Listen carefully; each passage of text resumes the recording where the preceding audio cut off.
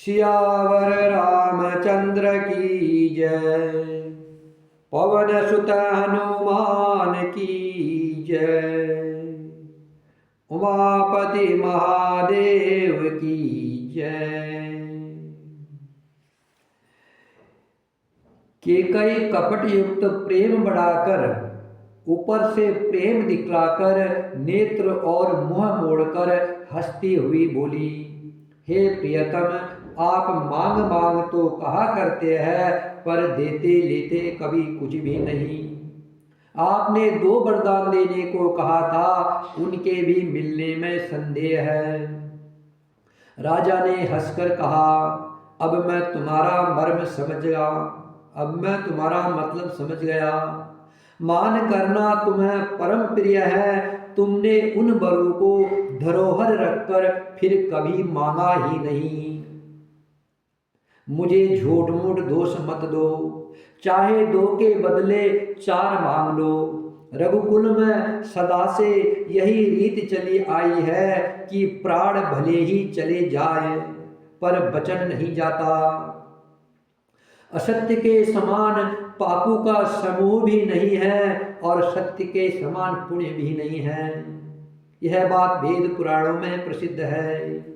नहीं असत्य सम पातक पूंजा, गिरि सम होई की कोटिक गूंजा।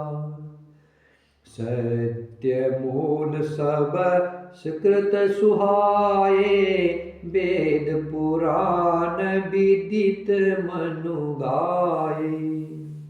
सत्य के समान कोई पुण्य नहीं है, और असत्य के समान कोई पाप नहीं है। उस पर मेरे द्वारा श्री राम जी की शपथ करने में आ गई है, मुंह से निकल पड़ी है। श्री राम जी मेरे पुण्य और स्नेह की सीमा है। इस प्रकार बात पक्की करा के द्रुपदी केकई हंसकर बोली, हे प्राण प्यारे, मेरे मन को अच्छे लगने वाले 2 वर दीजिए। एक वर दीजिए भरत को राज्य तिलक, और हे नाथ, दूसरा वर भी मैं हाथ जोड़कर मांगती हूँ, मेरा मनोरथ पूरा कीजिए। तापस वेश विशेष उदासी, 14 बरिस राम बनवासी।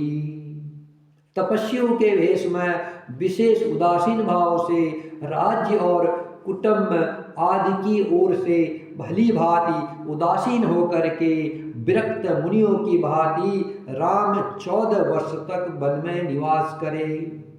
केकई के विनय युक्त वचन सुनकर राजा के हृदय में ऐसा शोक हुआ, जैसे चंद्रमा की किरणों के स्पर्श से चकवा विकल हो जाता है। राजा सहम गए, उनसे कुछ कहते न मना। राजा से कुछ कही नहीं बन पा रहा है, वह कुछ बोल ही नहीं पाए। राजा का रंग बिल्कुल उड़ गया। माथे पर हाथ रखकर दोनों आंखों को बंद करके राजा दशरथ जी ऐसे सोच करने लगे, मानो सोच ही शरीर धारण करके सोच कर रहा है। वे सोचते हैं, हाय, मेरा मनोरथ रूपी कल्प वृक्ष फूल चुका था, परंतु फलते समय केकई ने हथिनी की तरह उसे जड़ समेत उखाड़ कर नष्ट कर डाला। केकई ने अयोध्या को उजाड़ कर दिया और विपत्ति की अचल नींव डाल दी।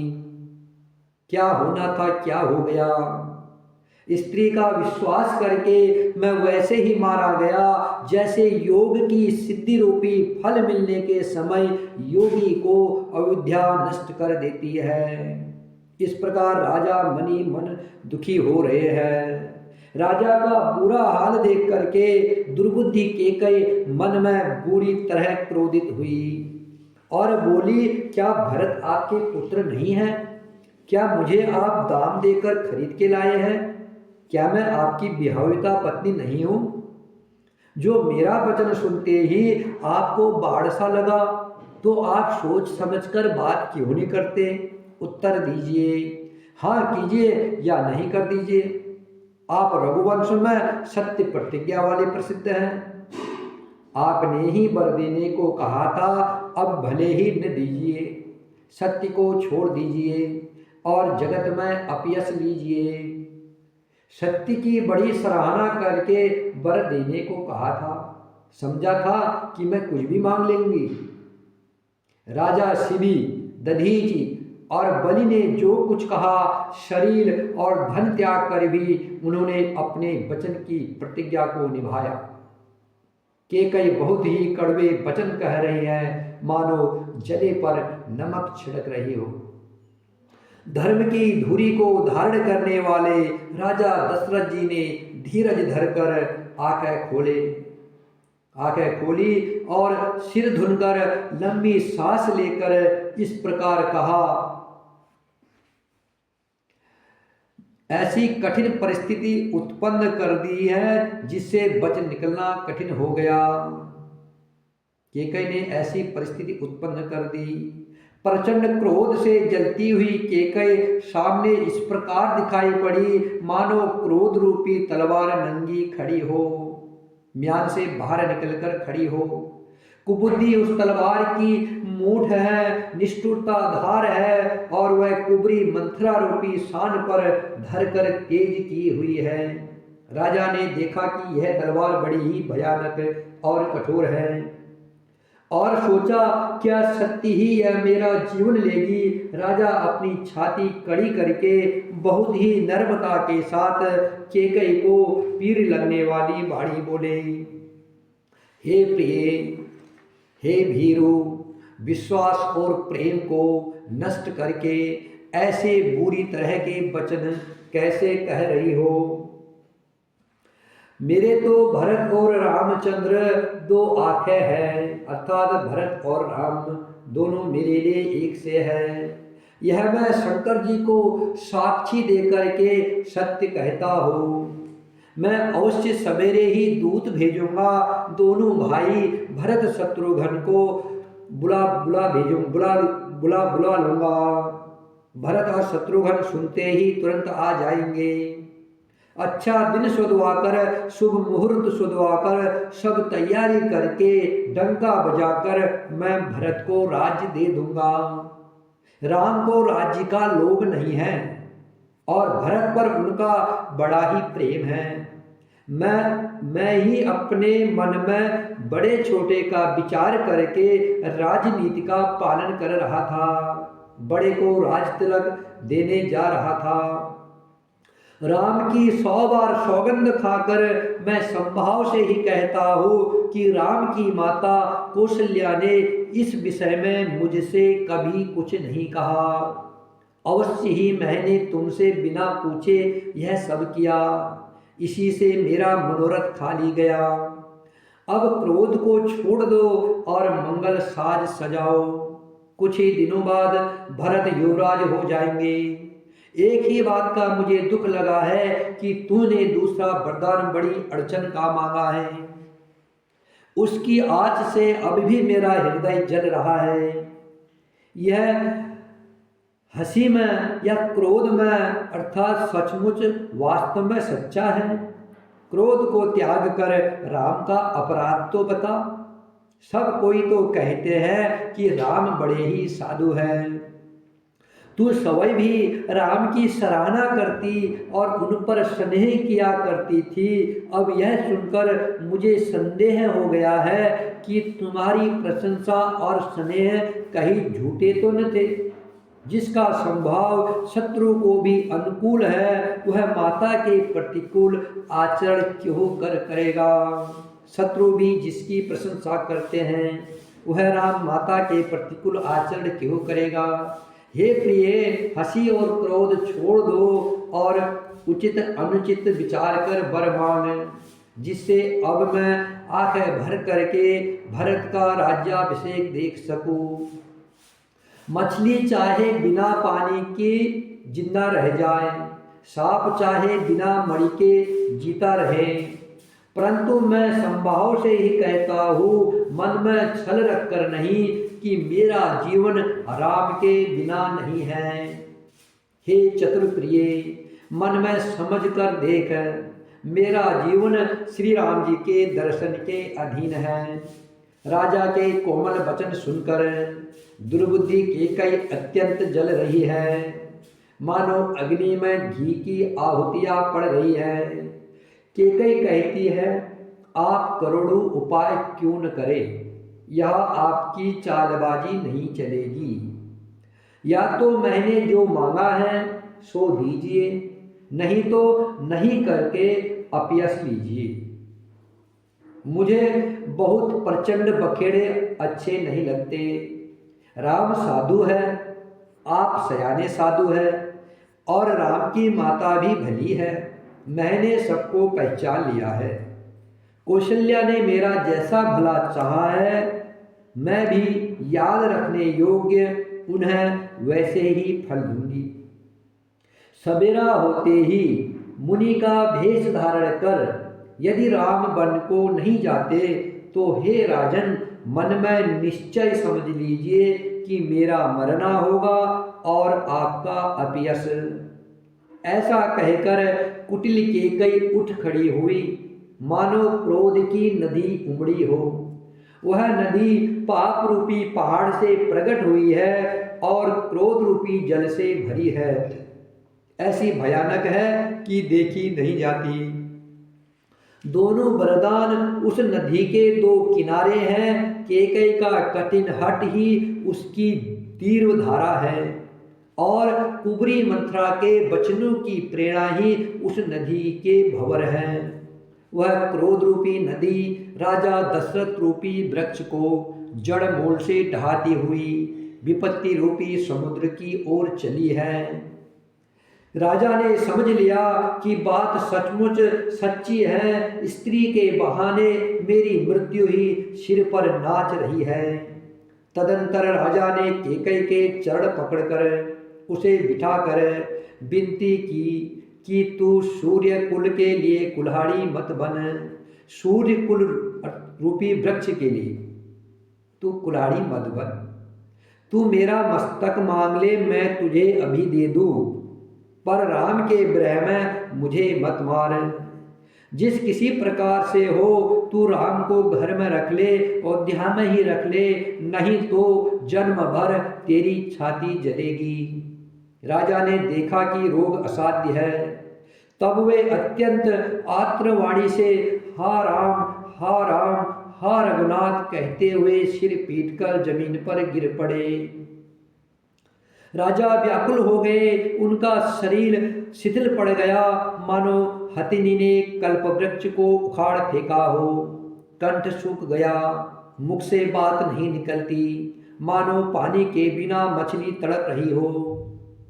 कैकई फिर कड़वे और कठोर वचन बोली, मानो घाव में जहर भर रही हो, और कहती है, जो अंत में ऐसा ही करना था तो आपने मांग मांग किस बल पर कहा था।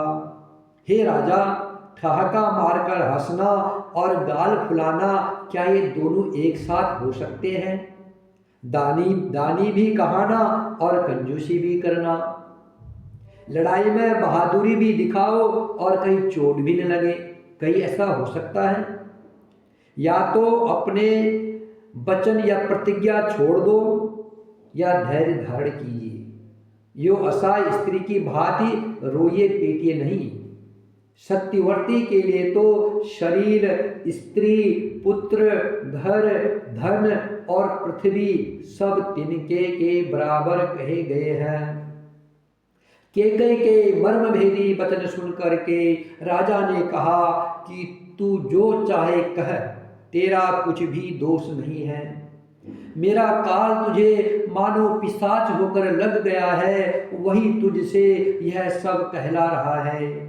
भरत तो भूलकर भी राजपद नहीं चाहते, होनहार वश तेरे ही मन में कुमति आ बसी। यह सब मेरे पापों का परिणाम है, जिससे कुसमय में विधाता विपरीत हो गया।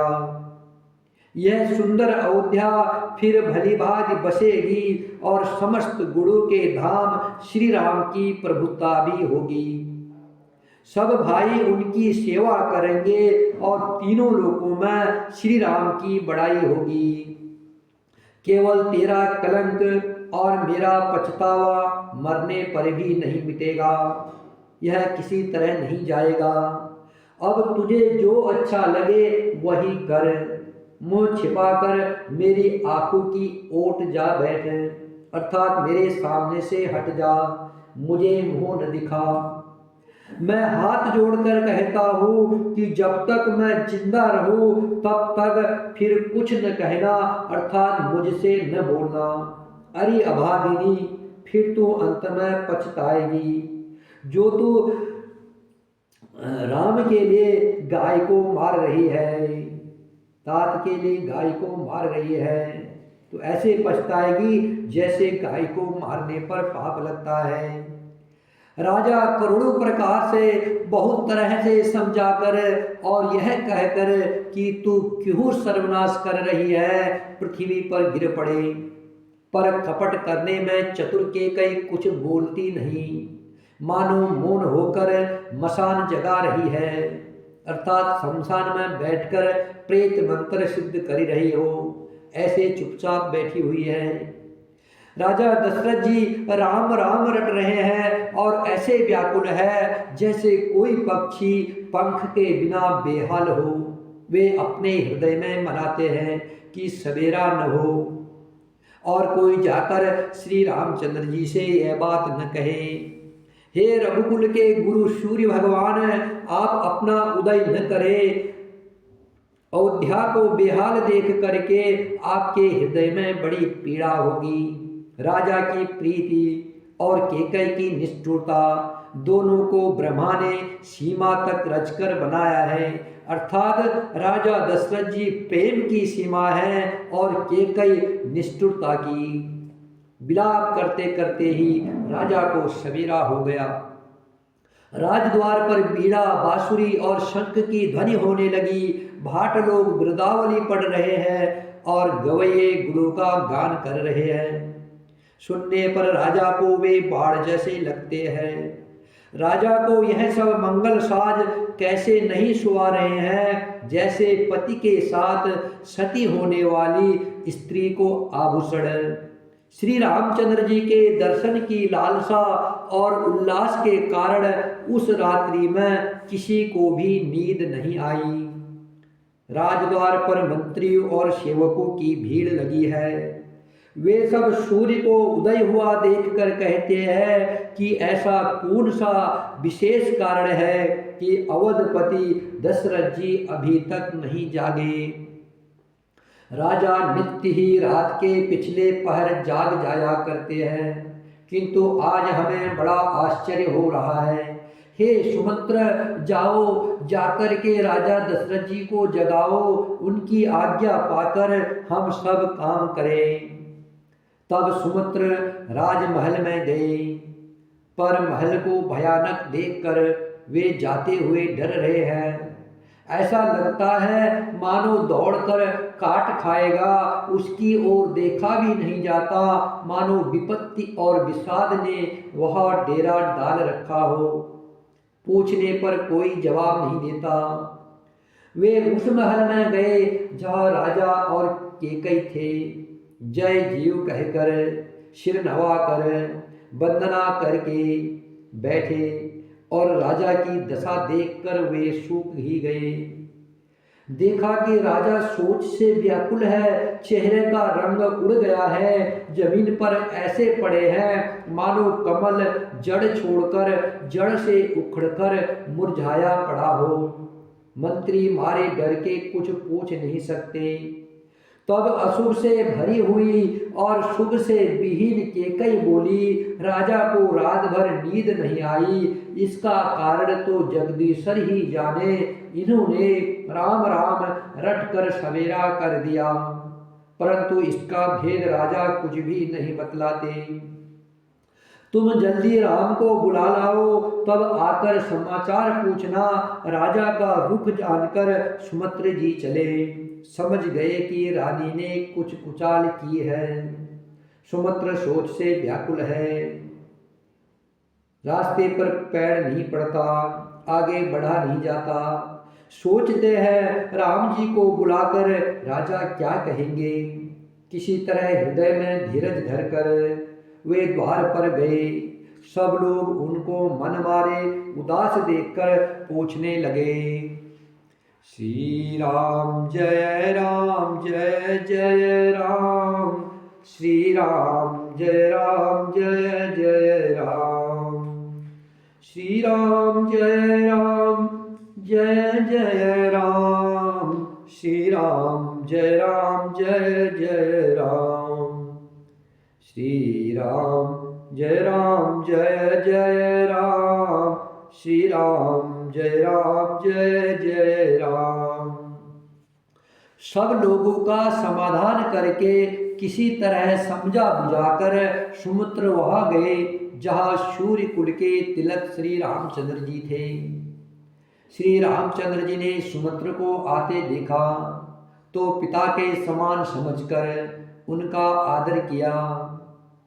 श्री रामचंद्र जी के मुख को देखकर और राजा की आज्ञा सुनकर वे रघुकुल के दीपक श्री रामचंद्र जी को अपने साथ लिवा चले। श्री रामचंद्र जी मंत्री के साथ बुरी तरह से जा रहे हैं, अर्थात बिना किसी लवाज में के। जैसे उठे थे वैसे ही मंत्री सुमित्र के साथ दशरथ जी के पास जा रहे हैं। यह देखकर लोग जहाता विषाद कर रहे हैं। रघुवंशमणि श्री रामचंद्र जी ने जाकर देखा कि राजा अत्यंत ही बुरी हालत में पड़े हैं। मानो सिंहनी को देखकर कोई बूढ़ा गजराज सहम कर गिर पड़ा हो। राजा के होठ सूख रहे हैं और सारा शरीर जल रहा है, मानो मणि के बिना साफ दुखी हो रहा है। पास ही क्रोध से भरी केकई को देखा, मानो साक्षात मृत्यु ही बैठी है, राजा के जीवन की अंतिम घड़ियां गिन रही हो। श्री रामचंद्र जी का स्वभाव कोमल और करुणामय है। उन्होंने अपने जीवन में पहली बार यह दुख देखा। इससे पहले कभी उन्होंने दुख सुना भी न था। तो भी समय का विचार करके हृदय में धीरज धर करके उन्होंने मीठे वचनों से माता केकई से पूछा, हे माता, मुझे पिताजी के दुख का कारण कहो, ताकि जिससे उसका निवारण हो, दुख दूर हो, वह यत्न किया जाए। केकई ने कहा, हे राम, सारा कारण यही है कि राजा का तुम पर बहुत स्नेह है। इन्होंने मुझे 2 वरदान देने को कहा था। मुझे जो कुछ अच्छा लगा वही मैंने मांगा। उसे सुन करके राजा के हृदय में सोच हो गया, क्योंकि ये तुम्हारा संकोच नहीं छोड़ सकते। इधर तो पुत्र का स्नेह है और उधर वचन प्रतिज्ञा। राजा इसी धर्म संकट में पड़ गए हैं। यदि तुम कर सकते हो तो राजा की आज्ञा शिरोधार्य करो और इनके कठिन कलेश को मिटाओ। केकई बेधड़क बैठी ऐसी कड़वी बाणी कह रही है जिसे सुनकर सवै कठोरता भी अत्यंत व्याकुल हो उठी। जीव धनुष है, वचन बहुत से तीर है और मानो राजा ही कोमल निशाने के समान है। इस सारे साज समान के साथ मानो सवै कठोरपन श्रेष्ठ वीर का शरीर धारण करके धनुष विद्या सीख रहा है। श्री रघुनाथ जी को सब हाल सुनाकर वह ऐसे बैठी है मानो निष्ठुरता ही शरीर धारण किए हुए हो। सूर्य कुल के सूर्य स्वाभाविक ही आनंद निधान श्री रामचंद्र जी मन में मुस्कुराकर सब दूषणों से रहित ऐसे कोमल और सुंदर वचन बोले जो मानो बाड़ी के भूषण ही थे। हे माता सुनो, वही पुत्र बड़भागी है जो पिता माता के वचनों का अनुरागी है, पालन करने वाला है। आज्ञा पालन के द्वारा माता पिता को संतुष्ट करने वाला पुत्र हे जननी सारे संसार में दुर्लभ है। वन में विशेष रूप से मुनियों का मिलाप होगा जिससे मेरा सभी प्रकार से कल्याण है। उसमें भी फिर पिताजी की आज्ञा और हे जननी तुम्हारी सम्मति है और प्राण प्रिय भरत राज्य पाएंगे। इन सभी बातों को देख करके ऐसा मालूम होता है कि आज विधाता सब प्रकार से मेरे अनुकूल है। यदि ऐसे काम के लिए भी मैं वन को न जाऊं तो मूर्ख के समाज में सबसे पहले मेरी गिनती करनी चाहिए। जो कल्प वृक्ष को छोड़ करके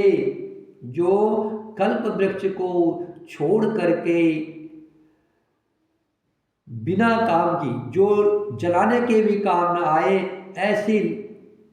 ऐसी लकड़ी की सेवा करते हैं। अर्थात कल्प वृक्ष को छोड़ करके कांटों की लकड़ी की सेवा करते हैं जो जलाने के काम में न आती हो और अमृत त्याग करके विष मांग लेते हैं। हे माता तुम मन में विचार कर देखो, वे महामूर्ख भी ऐसा मौका पाकर कभी नहीं चूकेंगे। हे माता मुझे एक ही दुख विशेष रूप से हो रहा है, वह महाराज को अत्यंत व्याकुल देखकर। इस थोड़ी सी बात के लिए ही पिताजी को इतना भारी दुख हो। हे माता मुझे इस बात पर विश्वास नहीं होता, क्योंकि महाराज तो बड़े ही धीर और गुणों के अथाह समुद्र है। अवश्य ही मुझसे कोई बड़ा अपराध हो गया है जिसके कारण महाराज मुझसे कुछ नहीं कहते। तुम्हें मेरी सौगंध है हे माता, तुम सच सच कहो। रघुकुल में श्रेष्ठ श्री राम जी के संभाव से ही सीधे वचनों को दुर्बुद्धि के कई टेढ़ा ही करके जान रही है। जैसे यद्यपि जल समान ही होता है परंतु जोक उसमें टेढ़ी चाल से ही चलती है। रानी केकई श्री रामचंद्र जी का रुख पाकर हर्षित हो गई और कपटपूर्ण स्नेह दिखाकर बोली, तुम्हारी शपथ और भरत की सौगंध है, मुझे राजा के दुख का दूसरा कुछ भी कारण विदित नहीं है। हे तात तुम अपराध के योग्य नहीं हो, तुमसे माता पिता का अपराध बन पड़े यह संभव नहीं है। तुम तो माता पिता और भाइयों को सुख देने वाले हो। हे राम तुम जो कुछ कह रहे हो सब सत्य है, तुम पिता माता के वचनों के पालन में तत्पर हो। मैं तुम्हारी बधाई जाती हूँ, तुम पिता को समझाकर वही बात कहो जिससे चौथेपन में इनका अपयश न हो। जिस पुण्य ने इनको तुम जैसे पुत्र दिए हैं उसका निरादर करना उचित नहीं है। केकई के बुरे मुख में ये शुभ वचन कैसे लगते हैं जैसे मगध देश में गया आदि तीर्थ। श्री रामचंद्र जी को माता केकई के सब वचन ऐसे अच्छे लगे जैसे गंगा जी में जाकर अच्छे बुरे सभी प्रकार के जल शुभ सुंदर हो जाता है। सभी प्रकार का पानी गंगा जी में जाने से शुभ और सुंदर हो जाते हैं। वैसे ही केकई के वचन श्री राम जी को प्रिय लगे। इतने में राजा की मूर्छा दूर हुई। उन्होंने राम का स्मरण करके राम राम कहकर फिर कर करवट ली। मंत्री सुमित्र ने श्री राम जी का आना कहकर समायंकोल विनती की। तब राजा ने सुना कि श्री रामचंद्र जी पधारे हैं तो उन्होंने धीरज धर के नेत्र खोले। मंत्री ने संभाल कर राजा को बैठाया। राजा ने श्री रामचंद्र जी को अपने चरणों में प्रणाम करते देखा। स्नेह से विकल राजा ने राम जी को हृदय से लगा लिया, मानो सांप ने अपनी खोई हुई मणि फिर पा ली हो। राजा दशरथ जी श्री राम जी को देखते ही रह गए। उनके नेत्रों से आंसू की धारा बह चली। शोक के विशेष वश होने के कारण राजा कुछ कह नहीं सकते। वे बार बार श्री रामचंद्र जी को हृदय से लगाते हैं और मन में ब्रह्मा जी को मनाते हैं कि जिससे श्री रघुनाथ जी वन को न जाए। फिर महादेव जी का स्मरण करके उनसे निहोरा करते हुए कहते हैं, हे सदाशिव, आप मेरी विनती सुनिए। आप आशुतोष शीघ्र प्रसन्न होने वाले और औढ़रदानी मुहमांगा दे डालने वाले हैं। अतः मुझे अपना दीन सेवक जानकर मेरे दुख को दूर कीजिए। तुम प्रेरक सबके हृदय, सोमति राम ही देहु। बचन मोर तज रहि घरा, परिहरशील स्नेहु। आप प्रेरक रूप से सबके हृदय में हैं। आप श्री रामचंद्र जी को ऐसी बुद्धि दीजिए जिससे वे मेरे वचनों को त्याग कर और शील स्नेह को छोड़कर घर में ही रह जाए। श्री राम जय राम जय जय राम। श्री राम जय जय राम। श्री राम जय जय राम। श्री राम जय जय राम। श्री राम जय जय राम।